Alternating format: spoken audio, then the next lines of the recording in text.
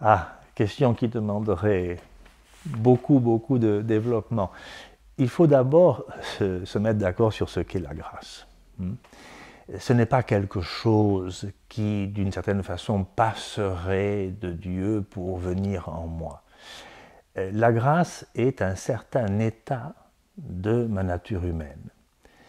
À la naissance, cette nature est diminuée, blessée. Et le premier effet de la grâce est de la guérir, de la restaurer. Mais c'est aussi, la grâce, une élévation de ma nature humaine à la capacité d'appréhender ce qui est très au-dessus d'elle-même, c'est-à-dire rien de moins que le mystère de Dieu lui-même. Donc, la grâce, si vous voulez, c'est cet état guéri et élevé de la nature. Alors, quand les sacrements causent la grâce, qu'est-ce qu'ils causent? Ma nature humaine, je l'ai reçue à ma naissance, ce n'est pas ça qui est causé par le sacrement. Le sacrement véhicule de Dieu, du sein même de la Trinité, jusqu'au fond même de mon âme, quoi? La puissance de Dieu, car c'est elle qui va guérir et élever ma nature. Et cette causalité, par conséquent, n'a rien d'une causalité qui produit quelque chose au sens humain du terme.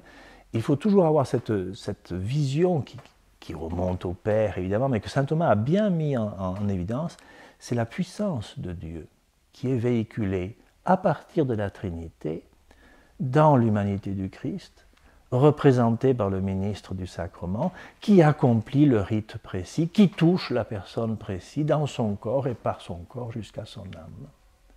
Voilà comment les sacrements causent la grâce. Et saint Thomas, premier au XIIIe siècle, a voulu se représenter le rôle des intermédiaires entre Dieu et le sujet récepteur, c'est-à-dire l'humanité du Christ, le ministre, le rite, par la notion de cause instrumentale. C'est un peu la relation Dieu pianiste, ministre piano, si vous voulez.